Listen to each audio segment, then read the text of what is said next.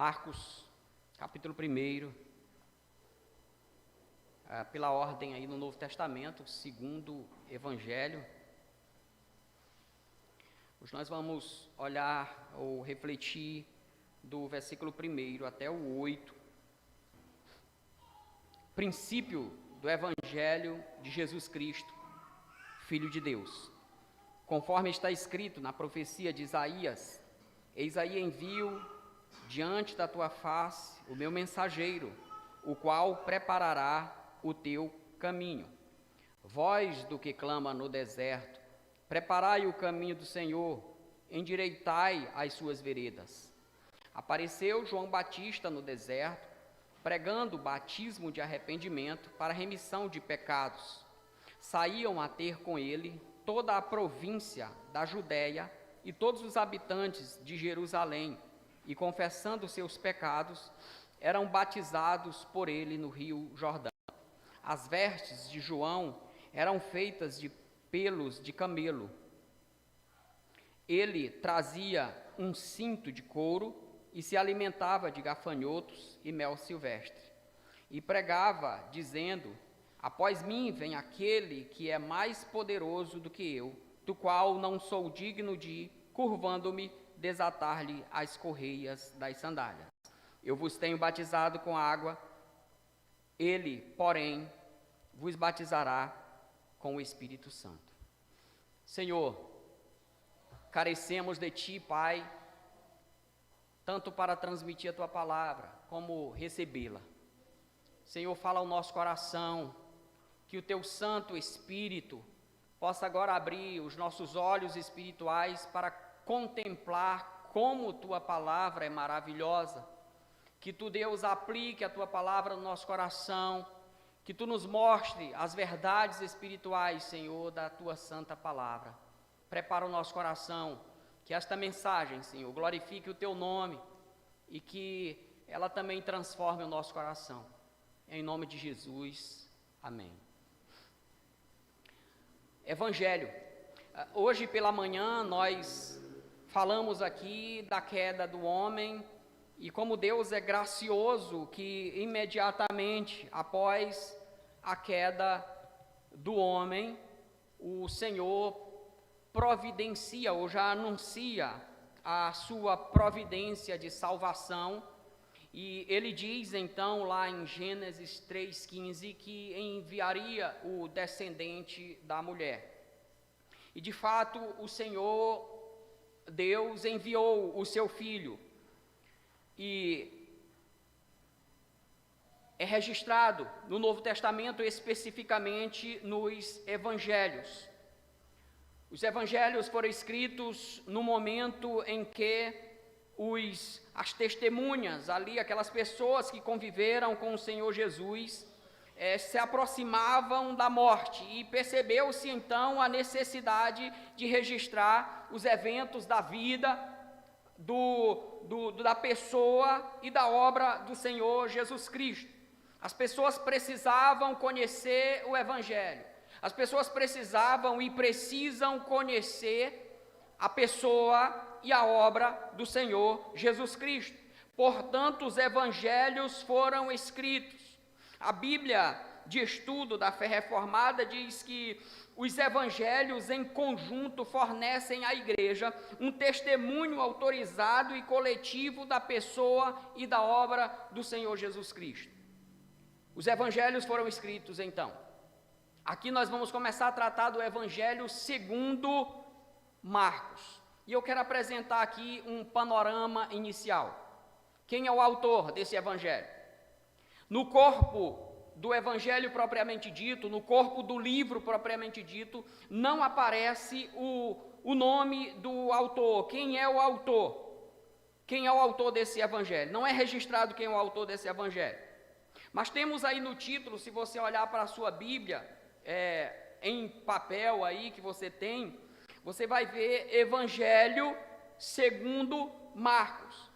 E a Bíblia de Estudo de Genebra nos diz que, apesar do título segundo Marcos não ser do original, não está nos escritos originais, ela aparece nas línguas antigas. nas listas antigas, listas canônicas, identificando o autor como sendo Marcos.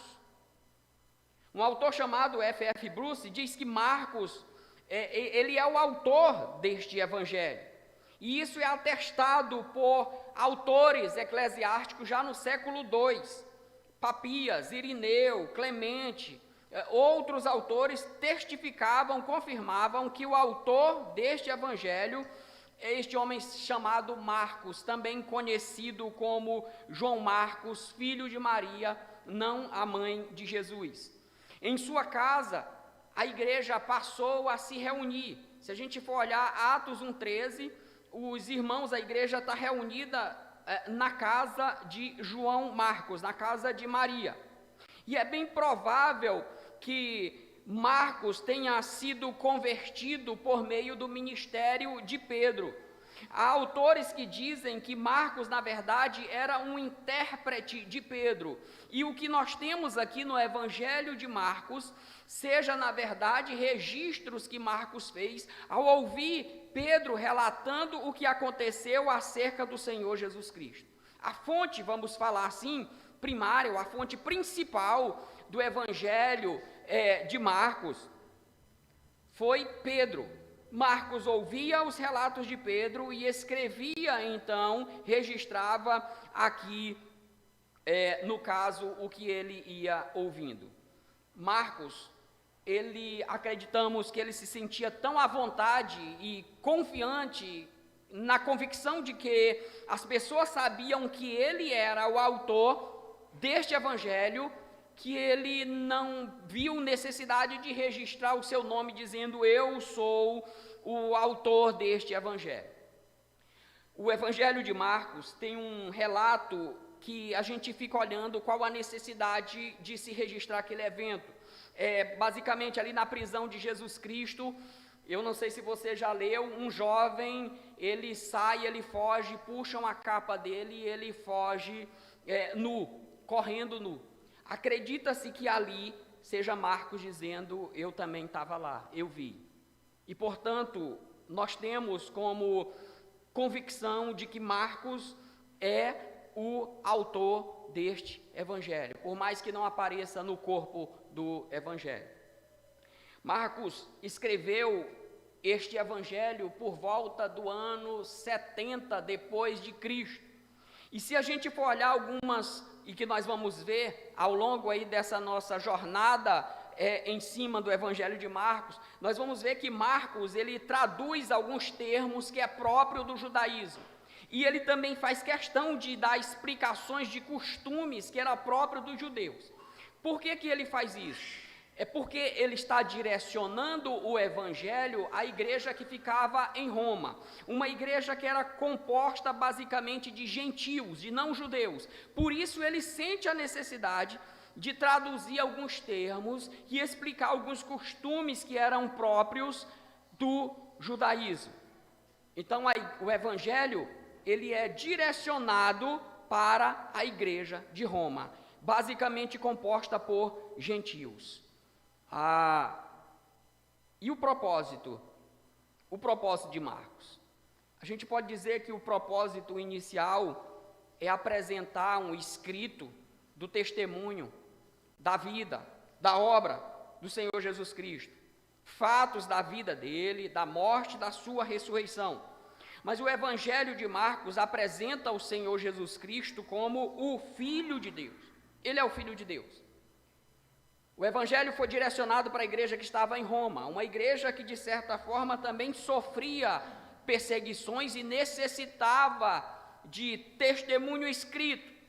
Marcos, então, escreve o seu Evangelho, apresentando o Senhor Jesus Cristo como Filho de Deus, apresentando o Senhor Jesus Cristo como o próprio Deus. Ele é o Filho do homem. E quando Marcos inicia, se você olhar o versículo 1, diz: princípio do Evangelho de Jesus Cristo, Filho de Deus. Essa expressão eles iriam receber sabendo que o que Marcos estava dizendo é que o Senhor Jesus Cristo era Deus, o Senhor Jesus Cristo é o próprio Deus. Aqui está então um panorama do Evangelho de Marcos. E hoje nós vamos tratar de uma forma até breve do versículo 2 ao versículo 8, que trata da preparação para a chegada do Messias. Finalmente o Messias estava chegando. E o que Marcos está mostrando para nós aqui, nestes versículos que nós acabamos de ler, ele está mostrando aqui a preparação para a chegada do Messias. E aqui ele dá ênfase especificamente no ministério de João Batista, aquele que iria preparar o caminho do Messias, queria preparar o povo para este grande evento. O capítulo 1, Marcos vai narrar 3 coisas que confirmam que Jesus Cristo é o Filho de Deus. Vai falar de João Batista, vai falar do batismo de Jesus e vai falar da tentação de Jesus. Hoje nós vamos ver apenas o ministério de João Batista, a preparação para a chegada do Messias. O ministério de João Batista preparando o povo para este grande evento. Eu quero dividir aqui em 3 partes essa mensagem. Primeira coisa que nós aprendemos nessa passagem é que havia uma profecia sobre aquele que iria preparar o caminho para a chegada de Cristo. Havia uma profecia. Olha o que diz os versículos 2 e 3. Conforme está escrito na profecia de Isaías: Eis aí envio diante da tua face o meu mensageiro, o qual preparará o teu caminho. Voz do que clama no deserto: preparai o caminho do Senhor, endireitai as suas veredas. Havia uma profecia não só sobre a chegada do Messias, mas havia uma profecia também sobre a chegada daquele que iria preparar o caminho para a chegada do Messias. E Marcos começa dizendo: conforme está escrito. Por que que isso é importante? Para mostrar para as pessoas que o que vai acontecer não é um evento que está acontecendo fora da vontade ou do propósito de Deus. É para dar ao povo uma convicção de que o que vai acontecer foi profetizado no Antigo Testamento.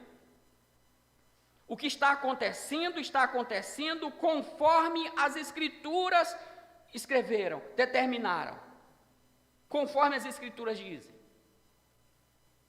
Nós temos que entender isso, irmãos. As coisas que acontecem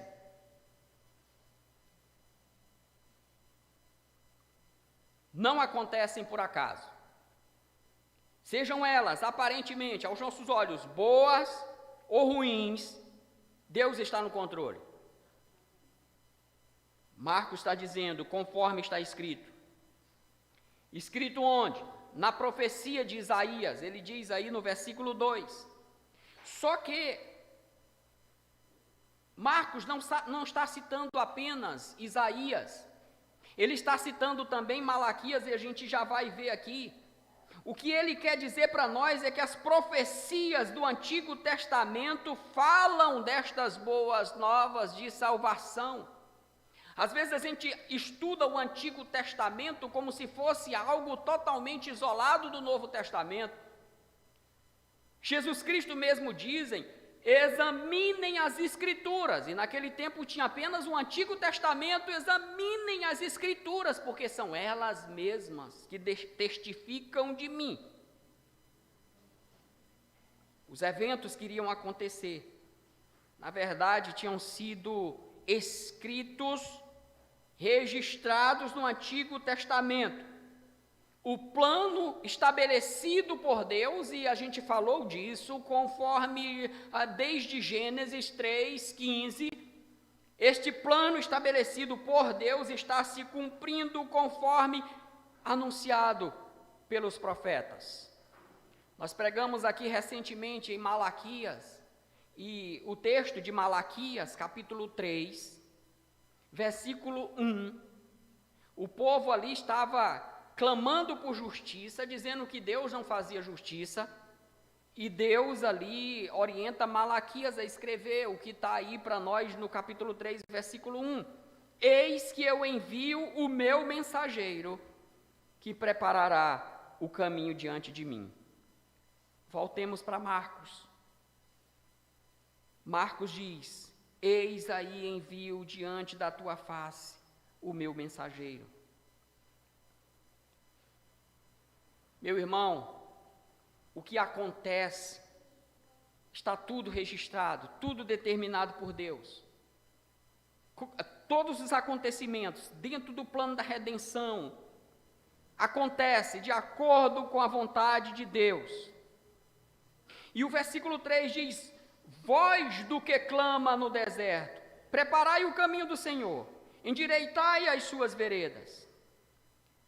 Quando um rei ia a uma cidade, esse rei antes mandava um emissário, mandava um mensageiro. E a missão desse mensageiro ir primeiro na frente do rei àquela cidade. A função dele, ele tinha duas funções. A primeira era preparar o caminho, era tirar os obstáculos do caminho, é limpar as estradas, ver se estava tudo certo, tudo correto para o rei poder passar e chegar naquela cidade. Mas ele tinha uma outra função, a função era anunciar para aquela cidade que o rei estava chegando. Então o que a profecia está dizendo é que antes da chegada do rei, o Senhor Jesus Cristo, seria enviado um mensageiro, aquele que iria dizer que o rei estava chegando, aquele que iria preparar as veredas, preparar os caminhos. Marcos começa então a apresentar este mensageiro para dizer que depois dele viria um rei. E o povo ficou impressionado, porque havia uma voz no deserto. Sua tarefa era preparar então o coração das pessoas. As pessoas precisavam ter os seus corações preparados para receber o Rei dos Reis. Tem um autor que diz que João Batista despertou a nação judaica de uma sonolência, preparando esta nação para o ministério do Senhor. A nação de Israel estava numa sonolência. E esse mensageiro é enviado. E o próprio João Batista, ele diz que ele mesmo é a voz que clama no deserto. E o próprio Senhor Jesus Cristo disse que João Batista é assim a voz que clama no deserto. O Senhor Jesus Cristo disse: este é de quem está escrito: eis aí eu envio diante da tua face o meu mensageiro. Essa expressão, meu mensageiro, e voz que clama no deserto, elas se referem a Elias. Havia uma profecia de que quem viria era Elias. Deus enviaria o Messias, mas antes de enviar o Messias, Ele está enviando o mensageiro, a voz que clama no deserto, para preparar o caminho do Senhor. Eu acho interessante o que Hendricks diz quando ele se refere a esta voz que clama no deserto. Hendricks diz que o deserto onde o caminho do Senhor precisa ser preparado não é o terreno árido da Judéia, é o coração do pecador, o coração seco, sempre inclinado a fazer o que é mal. Assim é o coração daquele que não tem Deus. É um coração seco, é um deserto. Por isso que as veredas precisam ser preparadas. Por isso que João Batista, o mensageiro, deveria ser a voz que clama no deserto. Ele deveria endireitar as veredas, preparar o caminho, abrir caminhos retos.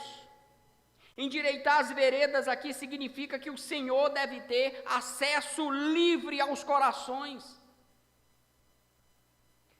E hoje, irmãos, as pessoas continuam precisando de uma voz que clama no deserto destes corações endurecidos, corações secos, endurecidos pelo egoísmo, pelo orgulho, corações seduzidos por este mundo, coração que vive em sequidão, corações que não querem receber a Cristo. É por isso que nós, como igreja, somos convocados a pregar este evangelho, a preparar o caminho do Senhor. Às vezes a gente duvida de conversões, porque as pessoas têm um coração duro, pessoas não querem saber de Deus. Mas nós somos hoje a voz que clama nesse deserto aí fora, nesses corações endurecidos, nesses corações secos. A igreja é convocada para isso. A igreja é convocada para pregar estes corações endurecidos.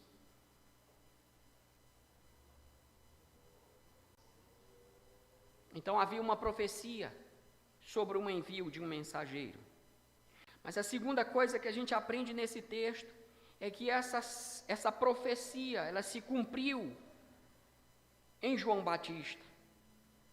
Após dizer que haveria um mensageiro, Marcos diz, a partir do versículo 4, apareceu João Batista no deserto, pregando o batismo de arrependimento para remissão de pecados.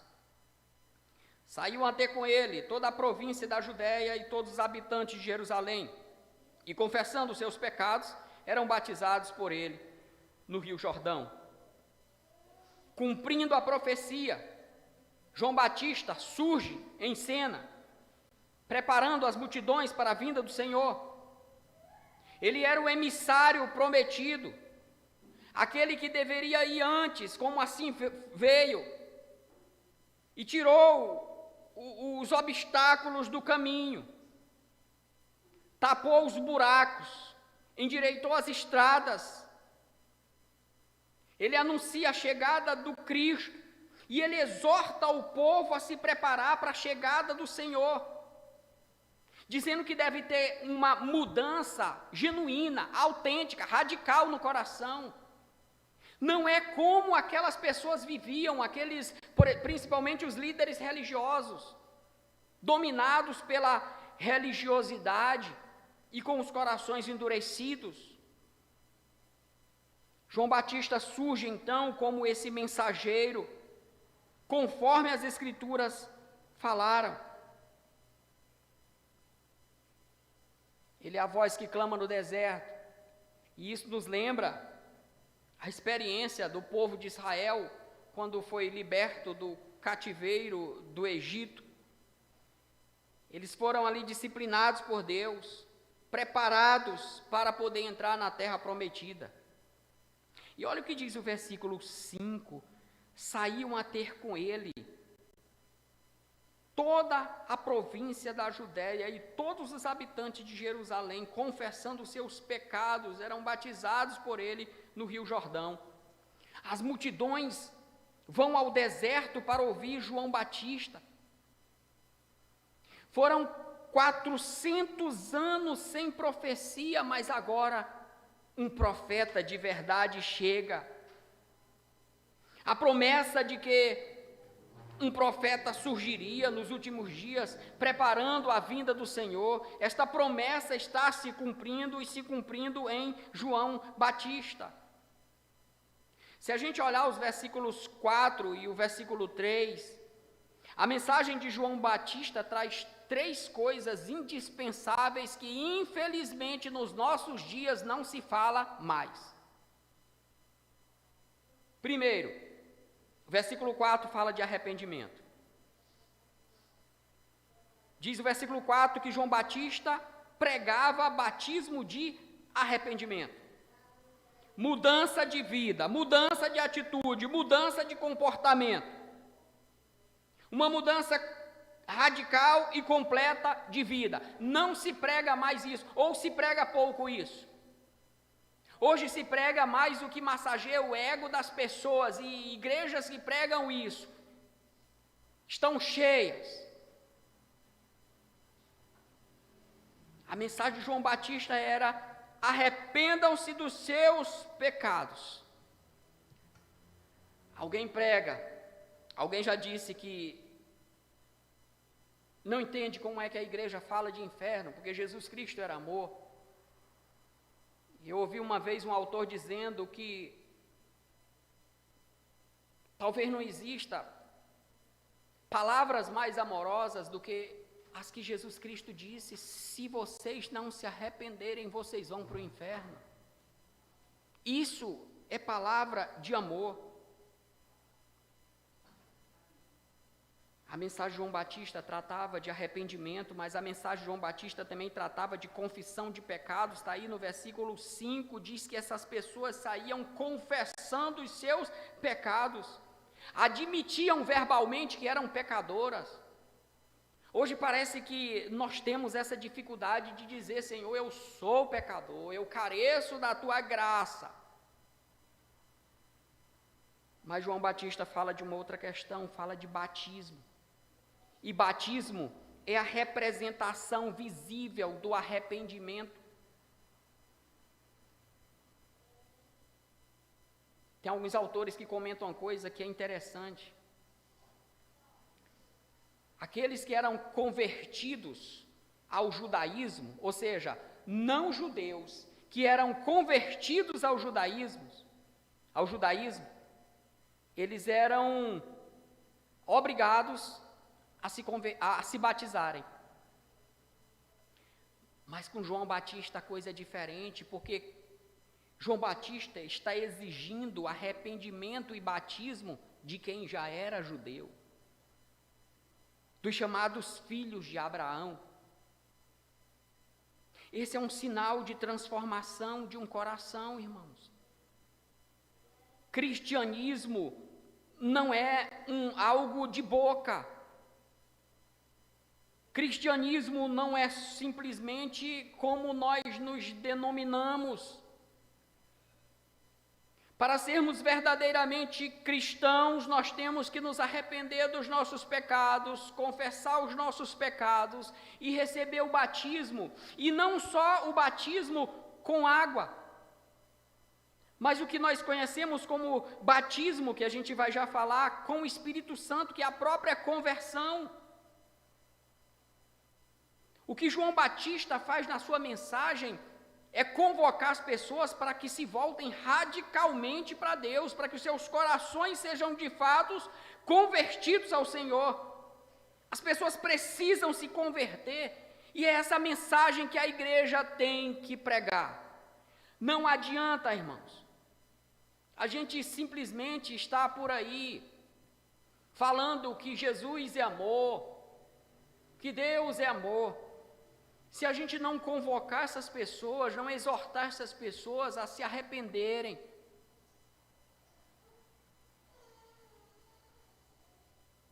E a mensagem de João Batista trouxe um profundo despertamento na nação. Uma nação que estava há 400 anos sem profeta.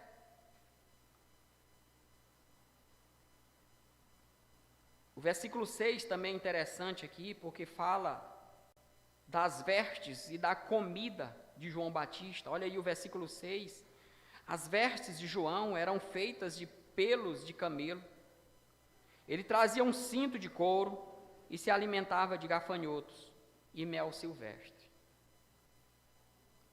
Por que Marcos fez questão de registrar como eram as roupas e a comida de João Batista? Era para poder associá-lo com Elias. Em 2 Reis, capítulo 1, versículo 8, 2 Reis, capítulo 1, versículo 8, algumas pessoas descrevem Elias da seguinte forma: era um homem vestido de pelos, com os lombos cingidos de um cinto de couro. Quando as pessoas descrevem Elias, olha, veio aqui um homem que era vestido de pelos e ele era cingido, os seus lombos eram cingidos com cinto de couro. As pessoas que ouviram, que conheciam Elias, dizem: é Elias. Então, o que Marcos está querendo dizer, ele está fazendo é associando João Batista, o seu estilo de vida simples, roupas simples, comidas simples. As pessoas iam dizer, esse prefigura João Batista, é João Batista. João Batista era um profeta que estava no nível dos grandes profetas do Antigo Testamento. Mas em terceiro lugar, esse texto aqui nos mostra que Cristo é infinitamente superior àquele que prepararia o seu caminho. Olha os versículos 7 e 8. João Batista pregava dizendo: após mim vem aquele que é mais poderoso do que eu, do qual não sou digno de, curvando-me, desatar-lhe as correias das sandálias. Eu vos tenho batizado com água, ele, porém, vos batizará com o Espírito Santo. Dois aspectos aqui mostram a superioridade de Cristo. Primeiro, a sua majestade. A majestade de Cristo é superior ao mensageiro, a qualquer profeta. E isso a gente vê aí no versículo 7, porque o próprio João Batista diz que após ele iria vir aquele que é mais poderoso do que ele. Por mais que a sua mensagem, o seu ministério fossem importantes, impactantes, João sabia que não passava de um precursor do Rei dos Reis, daquele que é infinitamente superior a ele. Hendricks diz que entre João e Jesus havia uma diferença qualitativa semelhante ao infinito, ao que a gente percebe entre o infinito e o finito, entre o eterno e o temporal, entre a luz original do sol e a luz que é refletida na lua. João não era o Messias. Na verdade, ele exalta o Messias, ele exalta a pessoa do Senhor Jesus. João é considerado o maior dos profetas, conforme Mateus 11, mas Jesus é infinitamente maior. Jesus Cristo é o Filho de Deus, Jesus Cristo é Deus. E João mostra a sua humildade, reconhecendo isso. Na parte B do versículo 7, ele diz que ele não era digno nem de se curvar e desatar as sandálias do Senhor Jesus. Eu achei uma explicação em um dos autores que eu achei interessante, na verdade, vários autores citam.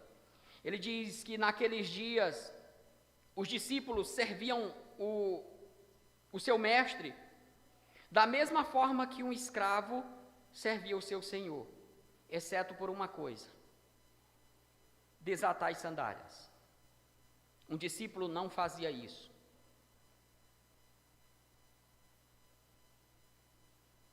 Essa tarefa era humilhante até mesmo para o escravo. E João, ele pega esse entendimento e ele diz que ele não é digno. Quem sabe ele até queria fazer, mas ele não é digno nem de tirar as sandálias daquele que viria depois dele, daquele que estava chegando, o Senhor Jesus. Ele se sente indigno para fazer essa tarefa. Então, o Senhor Jesus é superior a qualquer profeta na sua majestade, mas, em segundo lugar, ele é superior na sua ação, na sua tarefa, na sua missão, na sua atividade. É o que diz o versículo 8. João Batista diz: eu batizo com água. Ele batiza com o Espírito Santo. O que João está dizendo aqui é que ele batizava e chamava as pessoas ao arrependimento. Ele não tinha poder para fazer as pessoas se arrependerem. Ele não tinha poder de conversão. Ele batizava e chamava as pessoas ao arrependimento. Mas com Jesus Cristo, não. Jesus Cristo envia o Espírito.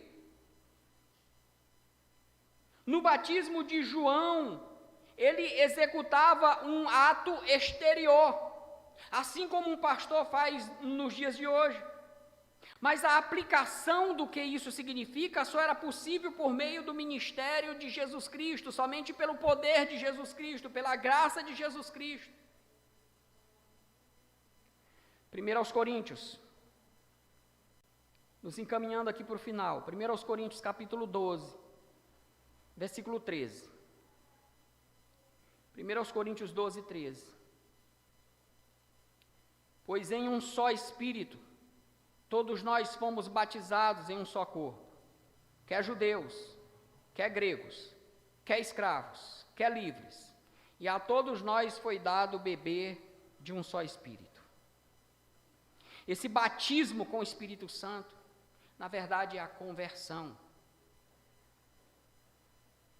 É o batismo de transformar uma pessoa e colocar no corpo de Cristo. Só Jesus Cristo pode dar o Espírito Santo. Ele falou isso, olha, eu estou indo, mas eu vou mandar o Consolador. Jesus foi para o Pai e derramou o Espírito Santo.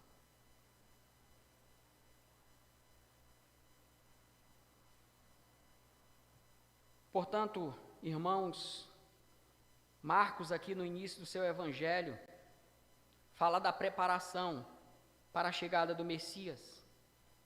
E aqui ele dá ênfase ao ministério de João Batista. 3 coisas a gente viu nessa mensagem. Havia uma profecia sobre aquele que viria preparar o caminho para a chegada do Rei dos Reis. Esta profecia se cumpriu em João Batista. E nós vemos aqui também que o Rei dos Reis, o Messias, é infinitamente superior do que qualquer mensageiro. O povo precisava se preparar para a chegada desse Rei dos Reis. Precisava se arrepender dos seus pecados e receber o batismo. O caminho estava preparado. A estrada estava limpa. E a cena está pronta para a chegada do Senhor. Eu quero concluir aqui com apenas uma aplicação para nós. Esse mensageiro deveria endireitar as veredas. Deveria preparar o caminho, os corações, para que o Senhor tivesse acesso livre. E como nós falamos, muitos hoje continuam com o coração endurecido, pelo egoísmo, pelo orgulho, seduzidos pelo que este mundo tem oferecido. Os corações precisam da ação do Espírito Santo, precisam ser preparados pela pregação do Evangelho, pela ação do Espírito Santo. O que João Batista está fazendo é chamando a nação para uma mudança radical e sincera, assim como hoje muitos precisam se arrepender dos seus pecados, precisam confessar os seus pecados, precisam de verdadeira conversão. Arrependimento significa mudança de comportamento, mudança de vida. Infelizmente, as pessoas têm se enganado com o falso cristianismo.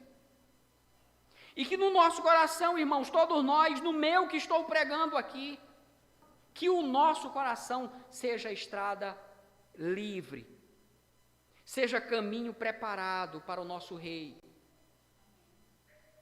Que o nosso coração receba verdadeiramente o Rei dos Reis. Que Deus nos abençoe, meus irmãos. Amém.